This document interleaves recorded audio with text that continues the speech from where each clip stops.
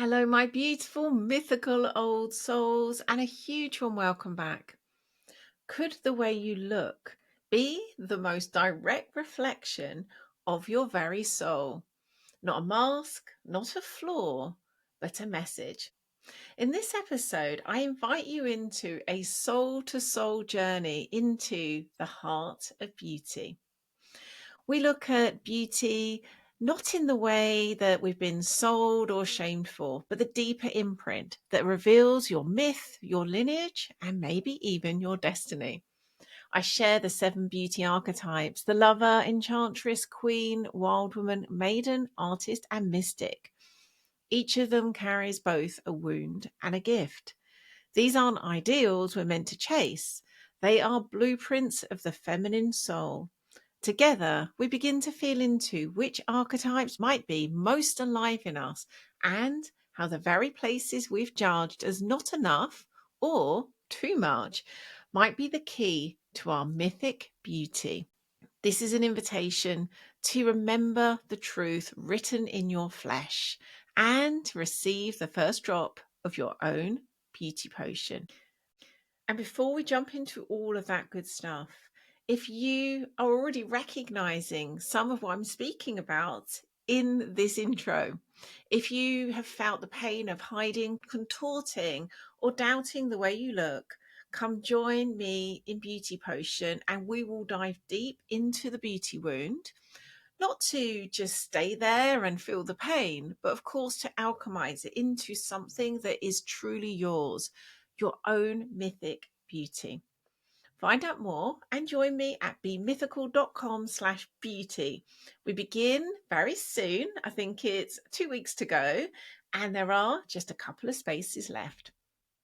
And if you are struggling with the challenges of walking your soul path in this crazy modern world and would benefit from guidance, kinship, and support, come join our Academy of Soul Unio.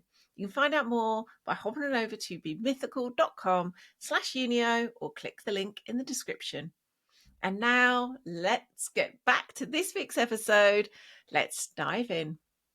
Hello and welcome to April's All the Everything. And this is another in this ever evolving solo format. I don't really like the word format, but it's the best one I've got at the moment of All the Everything, which is a show that I've been doing for many years now, but it's had many different evolutions over the time. And I notice the strand that keeps happening as we evolve is they're becoming kind of more and um, more like a journey, more like a teaching, more like a conversation. And that's something absolutely lights me. I much prefer that than me just sort of speaking to a camera and to a mic. I love to be able to feel like I'm here, really sitting in circle with other people and in a co-creation of an experience together. So over the years, we've tried lots of different ways to have that be the experience. And so this is the latest unfolding of that, and we shall see how it goes. So we're going to be journeying into beauty as a soul imprint, the myth within your form, which you probably know by now is a topic that is so dear to my own heart, something I have been fascinated with most of my life, and something I'm preparing to guide a circle of women into. So we are going to begin that journey together and go as deep as we can in the time that we have within this particular context. Before we begin, I would say a few things just to help you prepare for this and get the most out of this experience. So firstly, if you've got something that you can capture any thoughts that arise as we go, that could be obviously a pen and paper, or it could be your iPhone, whatever, or any kind of phone. It doesn't have to be an iPhone.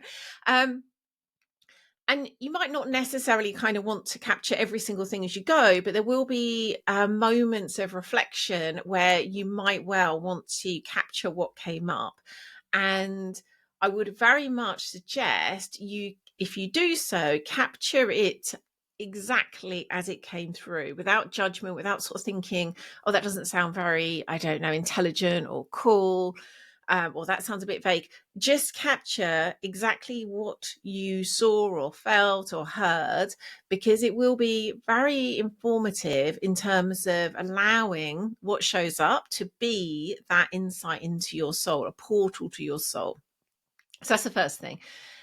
So for that reason, it's probably one of those shows that's better to join if you're not driving. Like, obviously, sometimes it's a lovely thing to do to listen to a podcast, but I would say this is one where being here fully present, allowing yourself to go on the journey that we're going to be weaving together and to capture what comes up would be far better for you to get the most out of.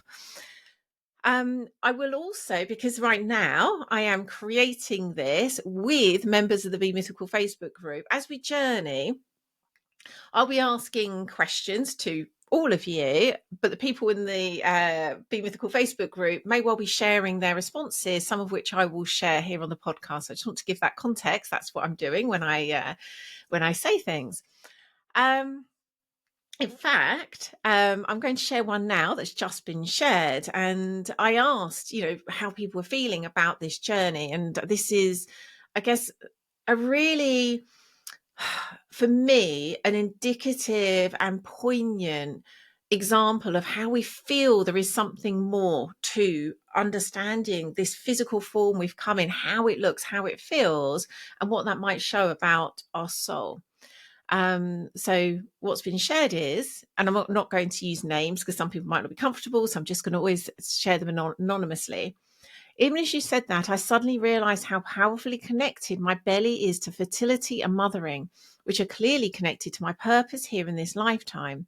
And I don't just mean being a mother of my own children, but the mother archetype itself, maiden to the mother journey stroke initiation. Beautiful example. And again, what a way to start this. This is really the message and the deeper work that we're in together, where we're no longer just dismissing physical beauty, the way that we look, as being something that just happens to be that way. We could have looked another way, but what if it is intrinsically woven with our soul and our path here in this lifetime? So that is the journey we're here to go on together. I believe there is a beauty and a particular kind of beauty inside each of us that has been hidden and repressed and forgotten. And it's a beauty that I call a mythic beauty, which can make it sound perhaps fantastical, as if it's something we would only see in films or talked about in books. But for me, the idea of mythic beauty is something archetypal. It's real. It's true. It goes to the very heart of us. It's older even than mirrors.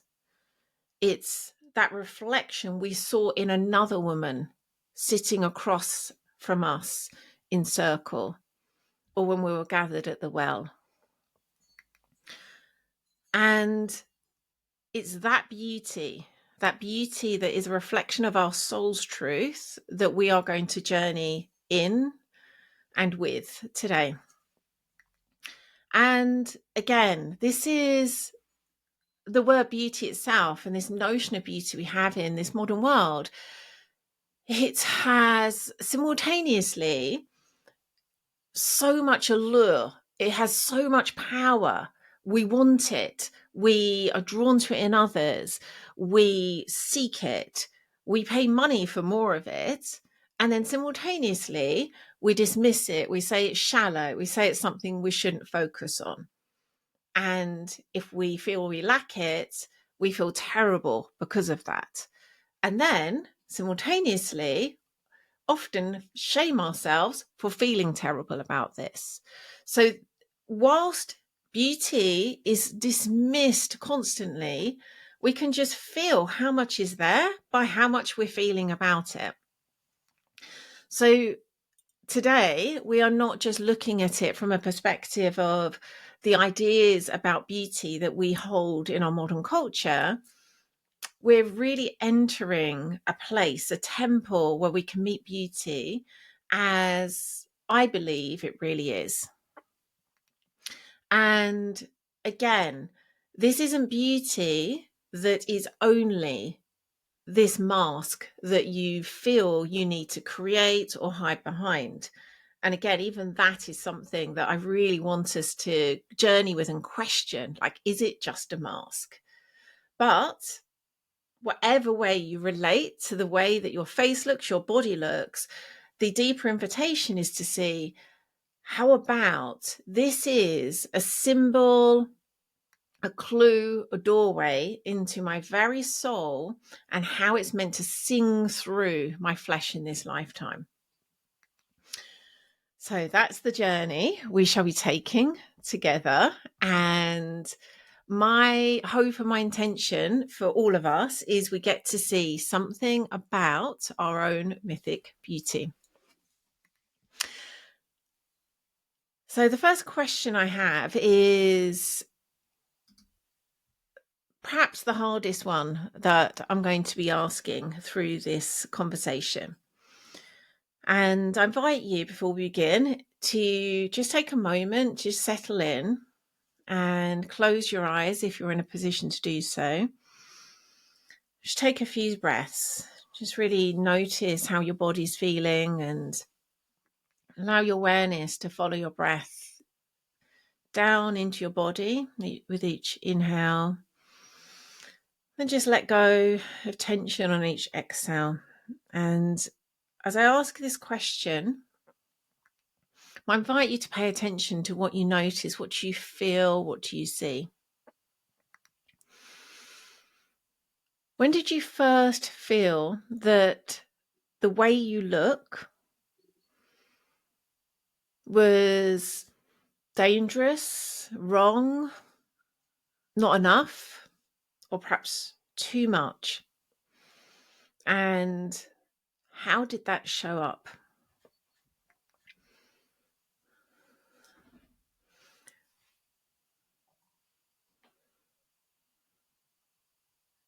And don't worry about trying to get this perfect and in some kind of formulation that makes sense. Just notice what arises for you and recognize it has its own wisdom.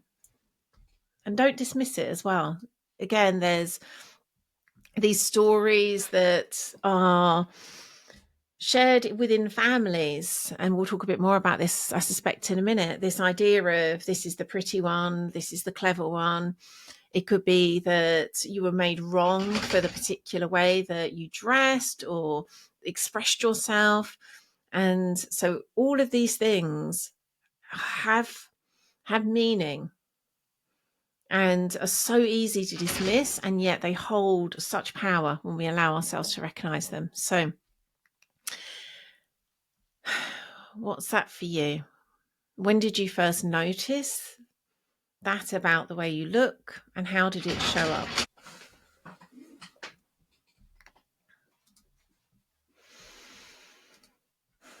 And I'm going to share some of the ways that I've seen this show up. And after I've done so, I'm going to share a little bit more about, I guess, the deeper mythical reason behind each of these. So one of the ways this might show up is this sense that I'm too sexual. I draw attention, but it's not always appropriate. It's not always attention I want. And then simultaneously, other people are labeling me as perhaps attention seeking or manipulative. Another way that this might show up is feeling like I look too young, I look too naive. It's hard for people to take me seriously. It's hard for me to feel or look sexy.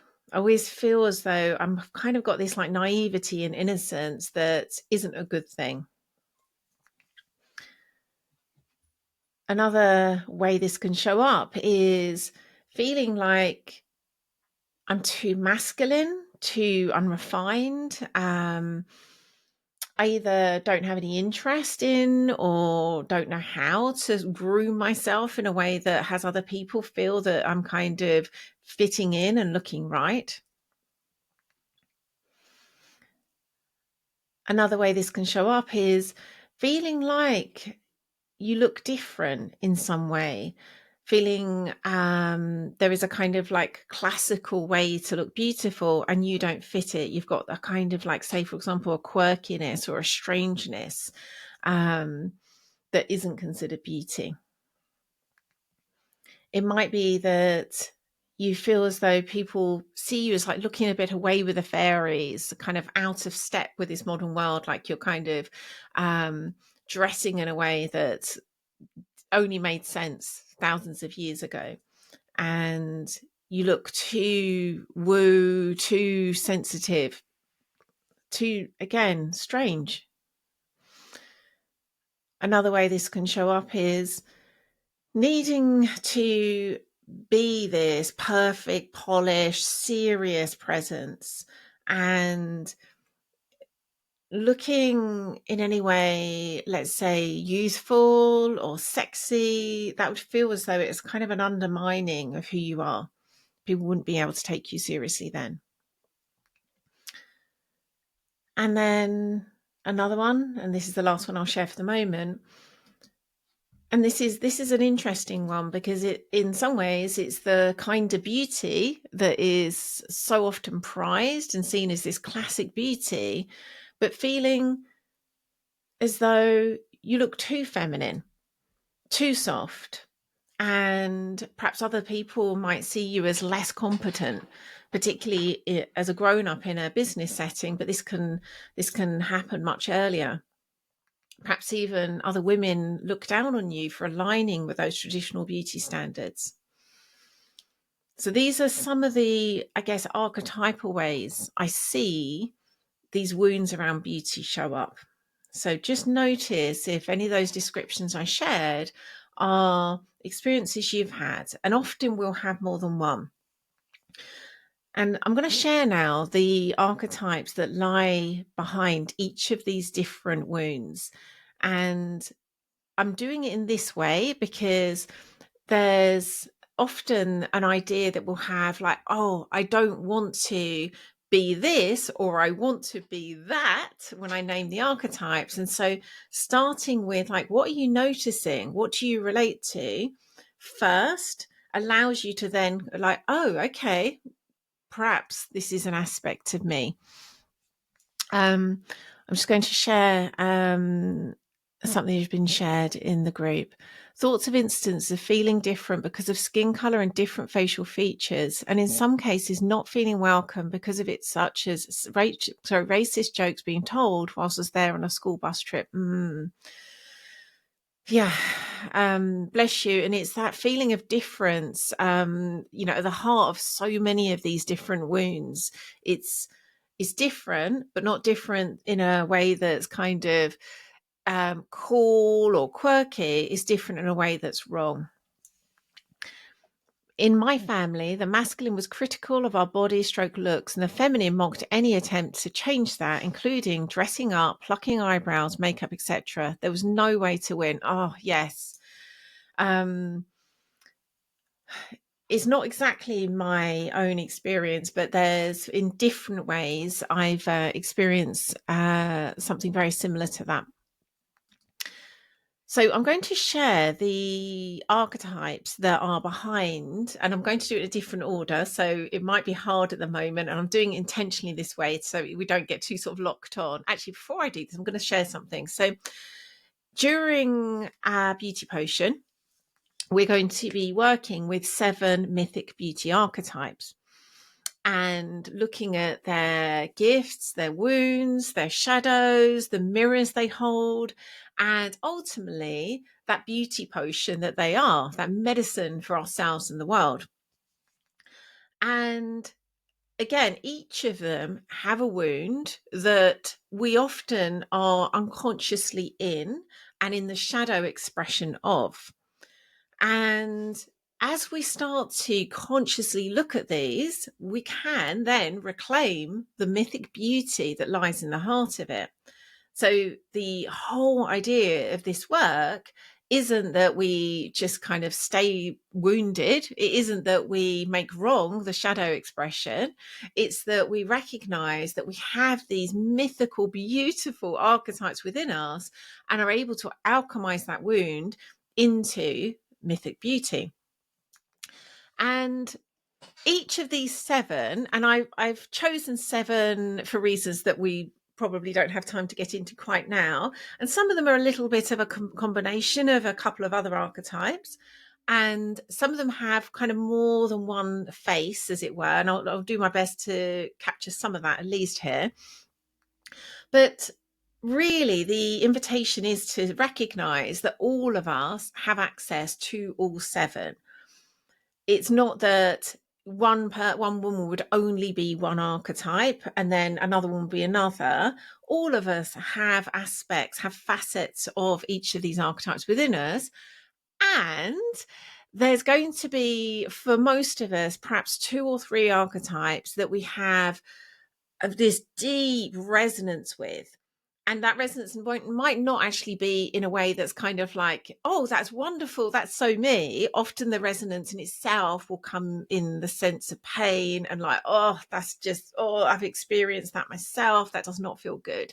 So recognize that, again, all 7 are here for all of us. And you might have come here as a soul to embody a couple of these archetypes more potently than another woman who's come here to embody another 2 or 3 of those archetypes.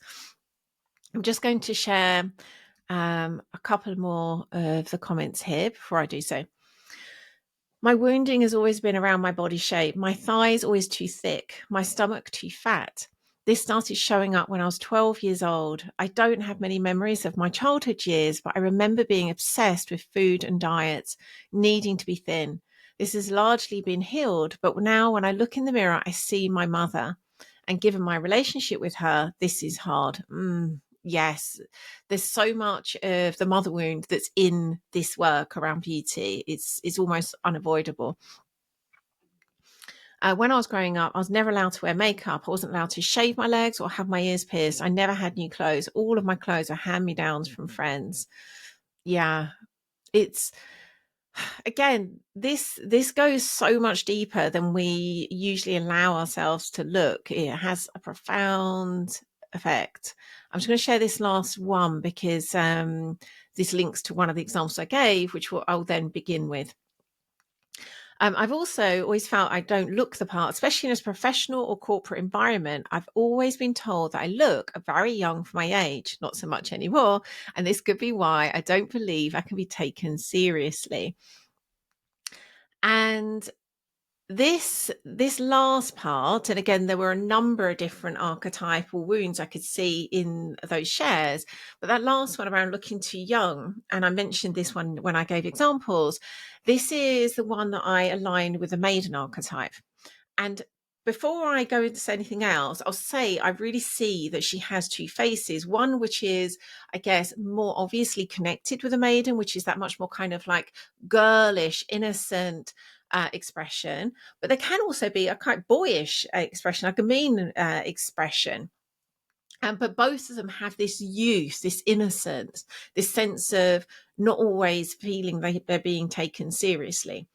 And so, again, there is, with all of these archetypes, a real gift in each of them. And yet when we're caught in the wound, feeling like it's actually a problem, or we've been shown it's a problem, it's really hard for us to make contact with that gift that each of these are. So I'm going to name a few of the others, and then we will journey onwards. And I would love to, I could easily spend an hour on each of these alone. And I wasn't actually even going to mention them too much in this, but I've ended up feeling I have to, because they want to be spoken into the place. But each of these is what we'll be journeying deeply with in Beauty Potion. So there's the lover, and that was the one where it's like being made to feel, or feeling as though that kind of softness and that femininity, it is itself is wrong. It's not enough. It doesn't fit this world. The Enchantress. So this is the archetype that is here as a sexual presence to invite us all into sexuality and sensuality. Often this is one that we experience the wounding of way too young, and it's that creates the wound of objectification and violation, and then also using that seduction as a way to have control, have our needs met. Then I'm hoping I'll remember to do these. I think I'm doing them out of order, so hopefully I'll remember them all. And then there's the Queen.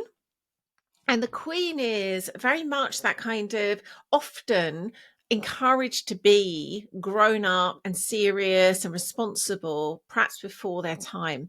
So often the Queen is going to look polished, to have a real presence. And then conversely to the Maiden, often feel like they can't be youthful, or even they can't be sexy. There has to be this kind of like properness that comes with them. Then we have the Wild Woman, and she's shown up a lot already in what's been shared. And the Wild Woman is one of my favorite archetypes, and really was the first doorway I had into the work of the feminine. And there often can be this shaming around kind of not being feminine, this idea of, I'm too manly, and that could be to do with body shape. It could be to do with the examples that are given where girls are made wrong for wanting to express or explore ideas of femininity, whatever they might be. And then with each of these, we can be one end or the other of a shadow pole. So it could be this idea of, I'm going to rebel even more and actually kind of overexpress this idea of, well, I'm not going to fit into your idea of what it means to be beautiful, and so I'm just not going to give a damn. Or the opposite, where there is this kind of like, I somehow need to contort myself and make myself fit this. And either end of those shadow pole is not honoring the truth of each of these mythic beauties. Okay, lastly, I think I've done 5 so far. We've got the artist, and the artist is like no sort of like secret loves of mine. And the artist again has 2 faces. One is the kind of one that I guess immediately comes to mind, this kind of very expressed, kind of like could be colourful. And I have ideas of real life women I know who are the expression of these. And with the artist, there's a woman who lives in our village who's, I think, in her 70s, and she's a yoga teacher, and she's married, and her and her husband are just like this quintessential kind of upper middle class English sort of gentleman and woman. They're absolutely delightful. Anyway, she always has a kind of like horde of dogs. She has cropped grey hair, but then she always has it dyed like at least 3 colours. And so she just looks fabulous, like this just riot of colour. And I every time I see her, it just brings such joy to my heart, this expression of like, a color and creativity and being different. The other face of the artist could be that artistry around ideas or information, thoughts. And so that kind of more academic face of the artist, where actually there's kind of like sometimes almost like making wrong of this idea of beauty, as in it's not intellectual enough. Weirdly enough, I often find women with a lot of that artist archetype, even the first kind, even when they're very expressive with their art in other ways, often have a lot of wounding around their own physical expression of beauty, in terms of often they'll be the ones that say, I've got no idea how to do my makeup. Thank you. Sorry, I've just been reminded who I've covered so far. Lover, Enchantress, Queen, Maiden, Wild Woman, Artist. Yes, so one more, the Mystic. And the Mystic is very dear to my heart, because she's certainly one of the ones that I've come here to embody. And often you'll see the Mystic in women who have a lot of Pisces in their chart, particularly Pisces rising, like I have. And there again, there is this sort of sense of like, I'm not quite meant to be of this world. And one way or another, we feel or are shown that that's the case. There can be, I mean, I I have a lot of mystic and a lot of lover, and the way I dress even isn't often the kind of typical way that other women will dress in that particular circumstance. If you're seeing me on video right now, the dress I'm wearing at the moment is probably, somewhere between lover and mystic. And it can be this sense of like you're from another time, another place, another world, too dreamy, too impractical. And again, it's hard to then fit into this real world, especially the business world, especially this kind of like normal, in quote marks, world. And so each of these archetypes has its own wound, has its shadow, and actually a pole of shadows, but has, again, its gift, its beauty potion.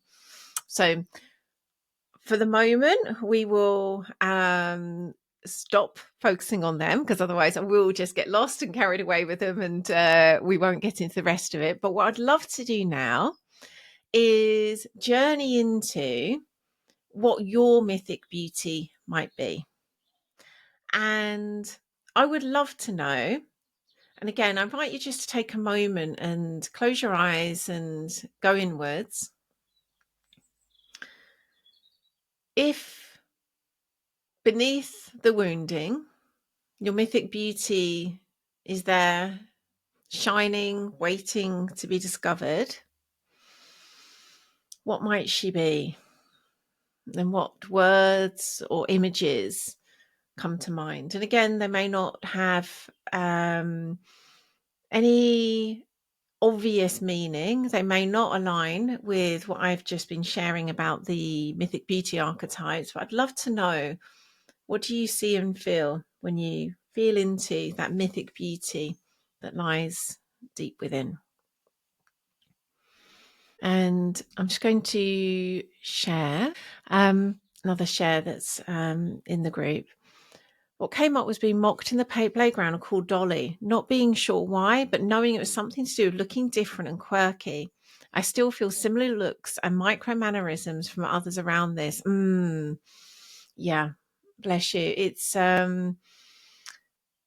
I'm not going to name what I'm seeing in that, because again, I really want everyone to have their own experience without me sort of jumping into scene with, oh, it's this, it's that, but it makes so much sense. And again, there's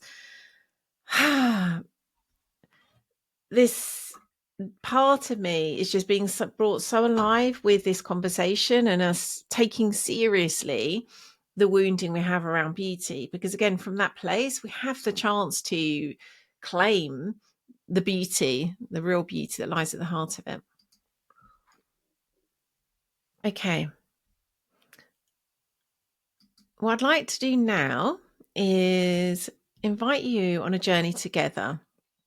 And within this, you might see something mirrored back from what you just saw, or it might be something different, or it might be something that goes deeper on what you've already seen.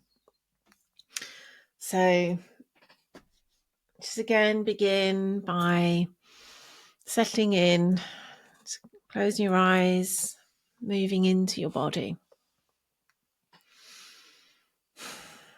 You're standing at the entrance of a great forest, and it feels at once mysterious and yet also familiar, welcoming. The moon is rising, silver and new, and it's casting light upon a path into the forest. Each step that you take, you know you are going to meet your own soul, your destiny, your truth. As you go, you're allowing things that are not you to drop away. You're noticing the stories you were told.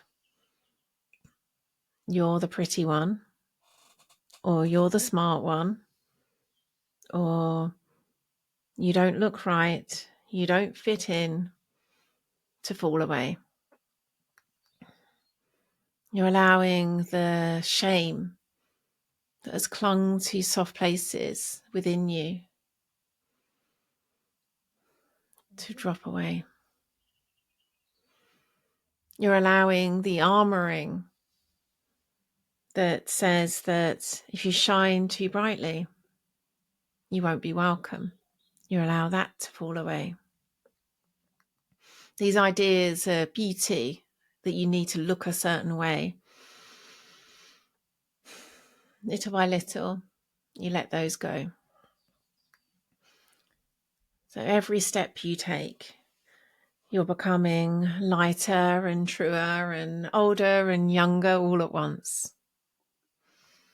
And then you step out into a clearing in the heart of the forest. And right in the center of the clearing, there is an ornate mirror, full-length mirror, beautiful golden frame, crystal clear mirror. And you approach it.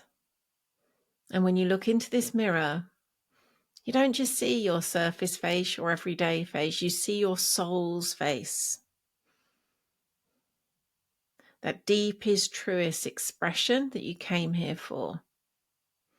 Your mythic beauty. It's beyond time, it's beyond judgment, it's beyond ideas. What do you see? Who is looking back at you from the mirror? What colours, what textures, what sensations arise?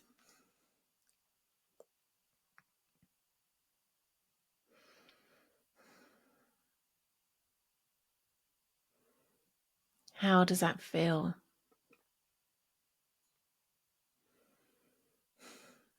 And now, as you are looking at her and she's looking at you, she steps out from the reflection. She is you, but for the moment, she is more than you. She comes with a message and a gift. And she holds out her hands and she's offering you something. You take it from her, you receive it, and it could be an object, a symbol, a word, a scent, a sound. Receive it fully. Allow it into your body. Allow it to be absorbed within every cell. This is the first drop of your beauty potion. You're here to discover it, remember it, embody it. Allow this to be the beginning.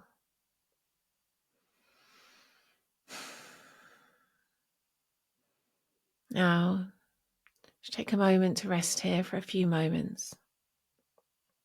To allow the feeling of that gift, that beauty potion, to do its work within you. And now, when you're ready, bring this gift back with you.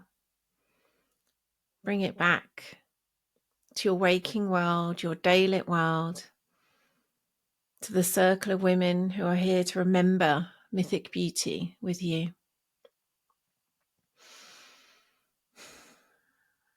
And open your eyes and be here now, fully awake, fully aware, feeling and looking beautiful. And if you're happy to share, I'd love to know what you experienced. What did you see or feel? And I'll add that for some of us, we do see these things when we're taken on a journey like that. We will visibly see these things, And we can prize that, and understandably so, when we're talking about something like beauty.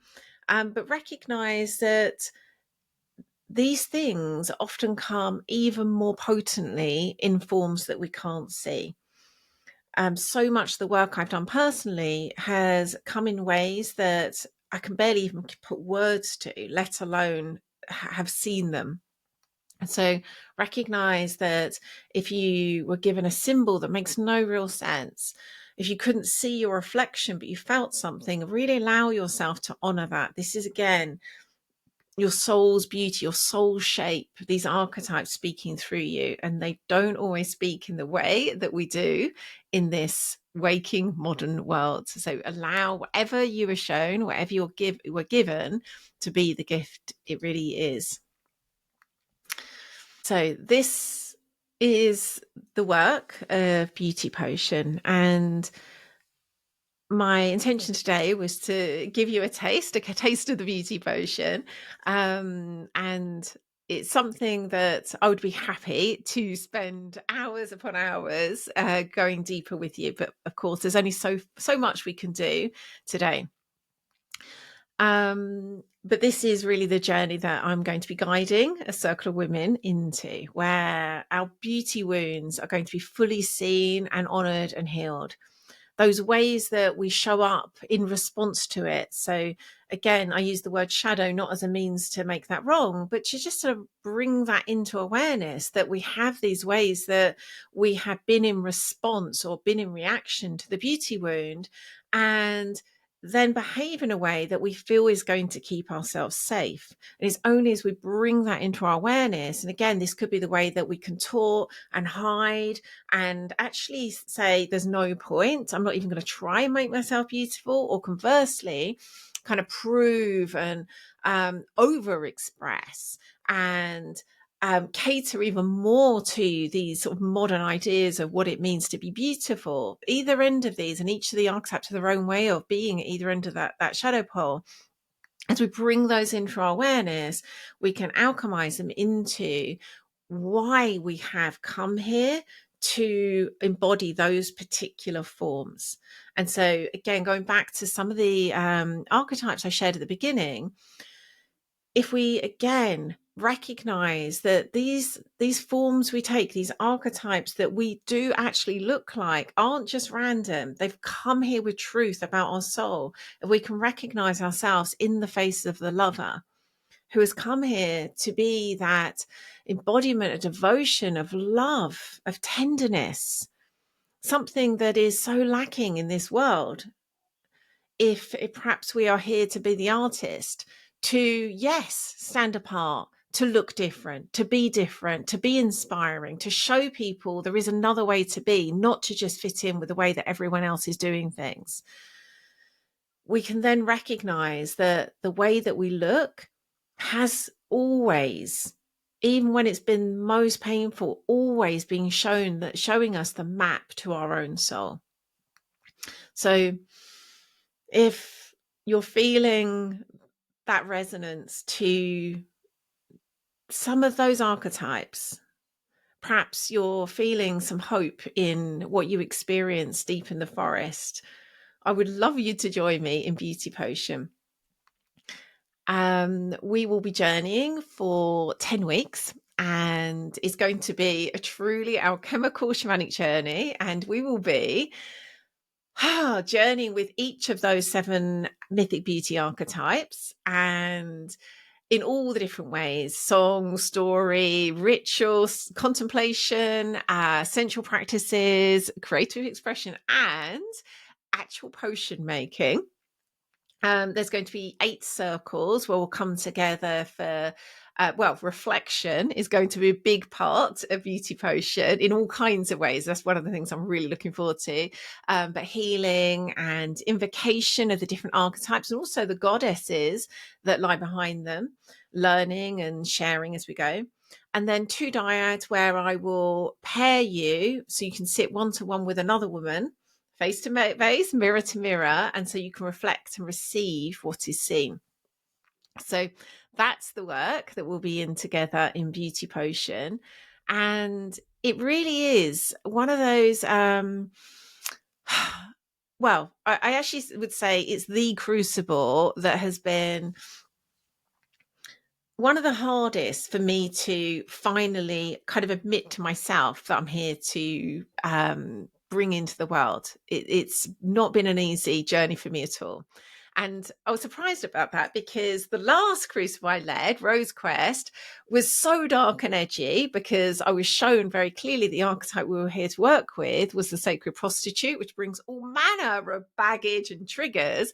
And so I was imagining, beauty, even though I've got my own deep story with it, this one in comparison should be, so light and joyful and easy. And it has been quite the initiation. But I am so delighted to be able to invite other women into this work, which again, I think is going to be full of all of the things, so much beauty and so much magic. I'm going to, before I close, I'm going to share some of what has been shared in the group because there's just some, just gorgeous, gorgeous shares here. As I walked through the forest, I couldn't shake off the shame, the ugliness. It felt like they were too stuck. But when I arrived at the mirror, I saw a beautiful, softer, lighter, flowing version of myself. She was wise and sexy. Her gift to me was a knowing and hope. She was shining and beautiful, and I immediately had tears. I was given a box to look in when I'm ready. And a momentary fear of getting older and missing my chance to embody my beauty as a young woman. And she showed herself immediately as the crone, still equally shining and stunning. That's brought tears. So I didn't get a chance to share again because I really wanted to make sure I didn't spend the whole time talking about the archetypes. But one of the things that felt really important to me is as I'm illuminating and distilling each of these archetypes, I'm also looking at their legacy, which includes that older face of them. And I gave the example actually with the artist of the 70-year-old woman in the village. So for me, this true beauty, mythic beauty, doesn't have an age. It doesn't have an expiration date. If anything, is something that only grows more potent, more beautiful, more inspiring, more activating. And so I'm really glad that you've reminded me of that, because this is again, one of the deeper messages, one of the wounds that we carry is this idea of we have to look a certain way, and that way is youthful. And at a certain point, we can no longer be beautiful. But what if we could? What if we only grow more beautiful? I saw a carnival of colour, luscious hair shining. The gift was a beautiful fragrance. Gorgeous. It's funny actually, because I don't think I usually say scent when I'm suggesting in ways this shows up, but that came, I don't know if it's because it's the rose as ever is very present for me with the work of Beauty Potion, but I recognised I said that, and so I'm glad that showed up for someone. I think I've missed someone, so I'm just going to have a look on my phone in case it shows up here. Aha. Before going to the forest, I had the sense of the Enchantress being hidden under the mystic and queen, and actually to awaken the Enchantress would unlock the full power of the mystic. When I looked into the mirror, I could see several gold and green snakes dancing and a woman snake in her hips. The woman and snakes were one. The woman stepped out of the mirror in snakeskin bikini and handed me a snakeskin. I'm really glad I went and found that one. Gorgeous. Thank you. Thank you so much for sharing, everyone. Really just delights me so much. So this again has just been a taste of the work will be in Beauty Potion. And so I would absolutely love for you to join me. If you're not already, I know some of you present are already joining me. If you're not already joining me, I would love you to do so if you're feeling a call to really dive unashamedly into taking this beauty wound seriously, recognize the way that it has, I guess, first and foremost, your soul has informed your shape, but the wound has then created a shape that's different to that. And so this work is to, once again, inhabit your own shape, your mythic beauty shape. So all the details are at bemythical.com/beauty. I'll try and remember to pop them in the comments as well for those of you in the group. And we begin on the 13th of May. And there are a few places left, so do reach out if there's any questions you have or anything you want to check. If you want to arrange a payment plan, we can do that too. So please do let us know if there's anything you need to know before you can join, or of course you can just join us. And yes, this is going to be something I'm personally really looking forward to. It's I think going to be that real blend of light and dark and just deep magic, but also a sense of joy and togetherness, and I guess playing with beauty too. We're going to be looking at kind of adornment and again making potions, which for some people is going to be the first time since they were girls.